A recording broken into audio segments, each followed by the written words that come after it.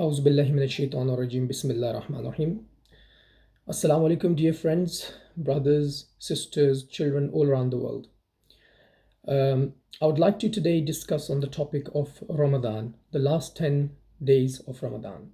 And today we're going to talk about two different elements within this section of the talk. Number first will be the odd nights, the concept of the odd nights in Sharia in Islam. And also the second one will be about the virtues in the last 10 days of Ramadan, how we can increase and how we can make the most of Ramadan. So first of all, we need to understand that the Takrat, the odd nights, are 21st, the night of 21st of the Sawm, 21st of Ramadan, the night of the 23rd, the night of the 25th, night of the 27th, and yes, and these are the odd. And then of course after that, if you happen to have the 30th or 29th Rosa, then yeah, of course 29th, sorry, the night of the 29th will be also accounted in that. So these are the odd nights. And what's important to remember and understand that according to the hadith of the Prophet sallallahu alaihi wasallam, it is mentioned that the 21st of the night of the 21st of Ramadan was said to be the night of the Laylatul Qadr. According to some of the narration, it's been said that look for the Laylatul Qadr in the 30 days of the Ramadan. And in some places even said that the Laylatul Qadr could happen anytime in Ramadan, anytime in the year, but specifically it's in Ramadan, so we should be looking for Laylatul Qadr. What is Laylatul Qadr? Now, Bismillahir Rahmanir Rahim. Inna anzalnahu fi Laylatil Qadr wa ma adraka ma Laylatul Qadr. ليلة القدر خير من ألف شهر تنزل الملائكة والروح فيها بإذن ربهم من كل أمر سلام هي حتى مطلع الفجر.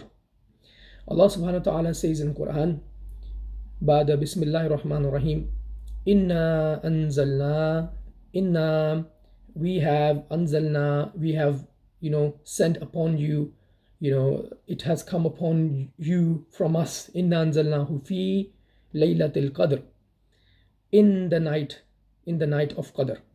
So we have revealed Quran to you in the night of Qadr.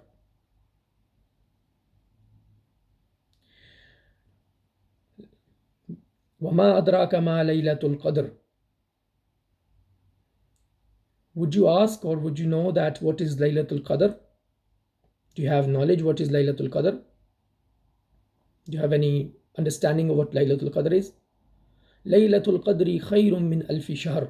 Allah subhanahu wa ta'ala says Laylatul Qadr is better than 1,000 years. Sorry, 1,000 months. Laylatul Qadri khayrun min alfi shahr. For more than 1,000 months, it's better.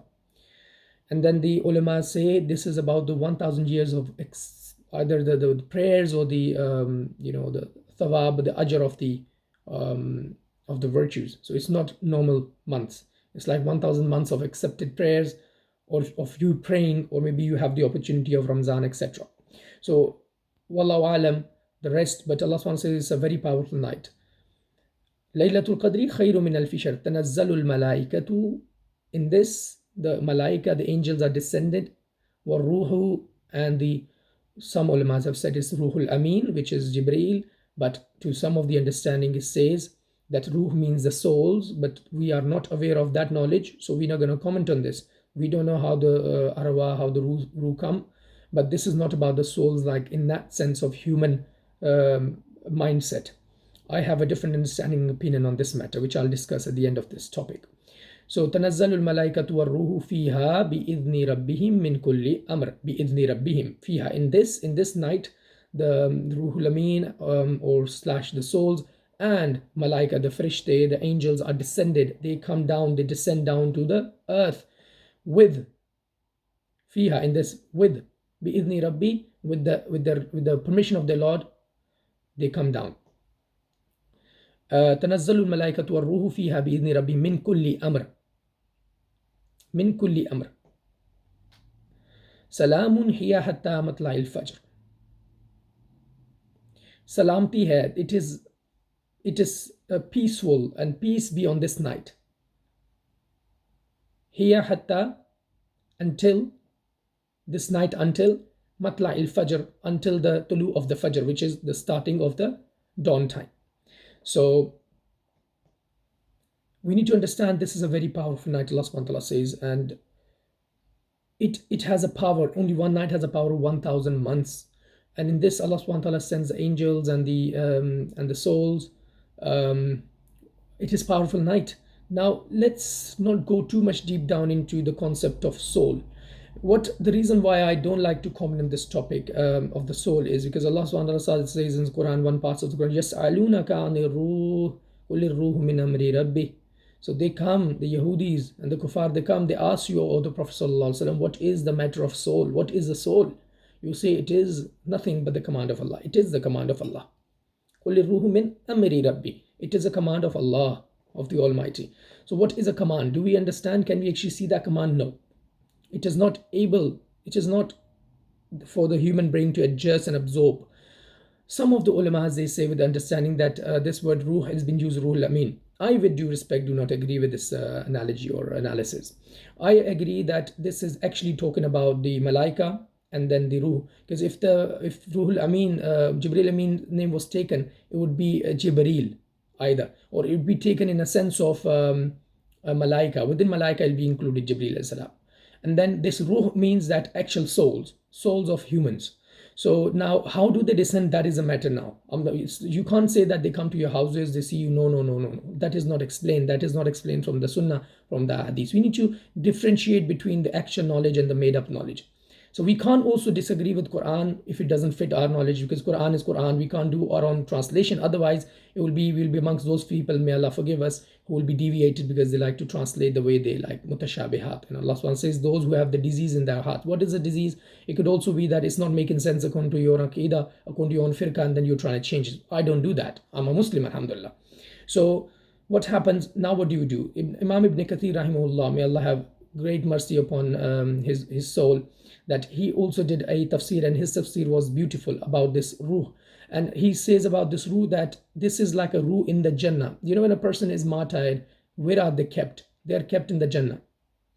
They're kept in the Jannah, and they're kept in a different form, which is a form which is always alive. But now the matters are all known to Allah. We don't know those matters. They're different worlds within the worlds. And this is the understanding from Imam Ibn Kathir's tafsir, and also from Quran Majid, when Allah subhanahu says that those who are martyred, do not call them dead. They eat, they do not, you don't have knowledge, but they're within you. So how do we explain that? They're not within us, we can't see them. They're not within you in that sense, but Allah has kept them in a better place, and Allah has not killed them that way. Okay, the way normal people are dead, but they're also dead, but they have a different death. So it's important to understand. This is my opinion, and it can be different, and also opinion of some of the ulama. Now, what's important is that even if you don't have any understanding of this, we can just stay quiet and silent. We don't have to 100% confirm this statement, because it cannot be 100%. Now, when it says that tanazzalul malaikatu war ruh, malaika, angels are always here around us anyways, they can come, that's not a problem. And then ruhu, now this word ruh in the bracket, I would say that, look, and then Allah subhanahu wa ta'ala not only leaves it there, Allah subhanahu wa ta'ala uses the word tanazzalul malaikatu war ruhu fiha bi'idhni rabbi, with the permission of their Lord. Now, my big question to the scholarly world and to the students of Islam is, and also the lay people, is what is bi amri rabbi? With the permission of Allah, with the command of Allah. Now, with the command of Allah, anything can happen, anything is possible. So Allah subhanahu wa ta'ala says that the souls can come, the angels can come, then of course they can come. But then the matters are hidden from people. Maybe, this is a spiritual matter. Maybe the souls also come down and we can't see them, but they are souls, they're not live people, number one. But also they have a different way of living, they have a very different way of surviving. But even this doesn't have to be the souls of humans. It could be the souls could be, the power that Allah has kept. For example, min ruhina, Allah SWT says, from my soul I have put into Isa alayhi salatu wasalam, all right, breath of, the punk, or the breath into him, so he became into the womb of Maryam alayhi salatu wasalam, so he became Isa alayhi salatu wasalam, just the amr of Allah. So this doesn't have to be the soul of humans. It could also mean that the angelic and the angels, and the company of the angels, and in the company of angel, it could also be jinn, it could be also other forms of things. So we don't have to comment on this, because commenting on this could become incorrect. So now that's my opinion, what I've just said to you, but let me make it very clear. It is possible for Allah subhanahu wa ta'ala to do anything. So what's important to understand Laylatul Qadr is that it is a very powerful night. If we do ibadah in this, it's important to understand what do we do in these odd nights. We do ibadah, we pray in front of Allah subhanahu wa ta'ala, we increase our ibadah. Because one sabab of a nafal iftah has to be Laylatul Qadr, and if it happens to be Laylatul Qadr, the night of Qadr, which is powerful than 1,000 months, then one of your fard will be accepted times by 1,000. 1,000 not 1,000 months, not a day. One of the fard will be multiplied by 1,000 months. Subhanallah al-Azim. Whatever you've done in that night will be not then multiplied by 1,000 months. Imagine in that one night you have prayed like 5 hours, then that will be multiplied by 1,000 months.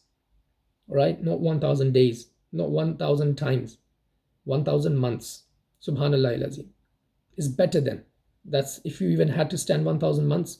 We hardly get the opportunity during our life. We will be able to if we stand every day, but then this is not easy. If you find Laylatul Qadr, your amals are accepted, inshallah. So who is going to be rushing towards these rewards? If there was a sale outside in the market, people will be considering it. This is not a sale. This is far better than anything a human mind can imagine. So are we going to be rushing towards the 10 days of Ramadan into the masajid, cutting our worldly life and cutting our jobs for a half or by a day, and making sure we can have the time to study Quran? We have the time that Ramadan to do whatever we can to the best of our abilities. Now I'd like to catch up on the last point, which is what do we do in the last 10 days of Ramadan? I would like to recommend that we sit in i'tikaf or sunnatul i'tikaf sunnah, which is 10 days i'tikaf. If some people can't do it, they can sit nafaliyah, which is 3 days, or whenever you enter into the masjid, according to some of the narrations, you can just do the niyyah of i'tikaf in nafaliyah whilst you're in the masjid. Your i'tikaf is also accepted, and also your prayers are accepted, and you get more reward and double the reward. Subhanallah. So this is highly recommended in the last 10 days, and most of the people will be sitting from tomorrow, inshallah, from Saturday evening, the 21st day, and they'll be doing i'tikaf. Just to also say, one more thing you can do is you can increase your ibadah. If you've been doing really well in Ramadan, that's great. You increase. If you've not been doing really well, this is your opportunity, my friends, that we increase. How do we do this? We increase the recitation of Quran. If you was reading 1 juz, you increase it to 2 juz in the last 10 days. If you was reading Taraweeh and you would leave after 8 because you was tired, you stick up until the 20th. And after Taraweeh, you recite Quran. And if it's not possible, just do all 20 rak'ah of Taraweeh. The way Hazrat Umar bin Khattab anhu, the beautiful and the most pious, one of the most pious Khalifa, he had ascribed upon the Ummah. So 20 rak'ah Taraweeh, and then you can do Quran Majid Talawa, and you can do all 5 prayers in a jama'ah. If you're at work, then you can try to do the most jama'ahs, and the rest you can just pray properly. Find your time, have extended breaks, because you're not going to have this time to be eating food. So in this time, because you are fasting, you can use that time for the salah. That's all I have to say, my brothers and sisters and children all around the world. Now, these last 10 days will also go by very quickly. We don't know what next year is bringing. We don't even know whether we're going to be here or not. May Allah give us all health, life, good life, wealth, inshallah. And the health and the wealth and the life, that is all in the way of Allah subhanahu wa ta'ala. And may Allah make the matters of the people of Gaza and people of Palestine really good. Inshallah, may Allah help the ummah with the victory. And inshallah, may Allah help all the people around the world who are oppressed, no matter what religion background they're from, no matter what shape or background or beliefs they're from. May Allah save the overall humanity.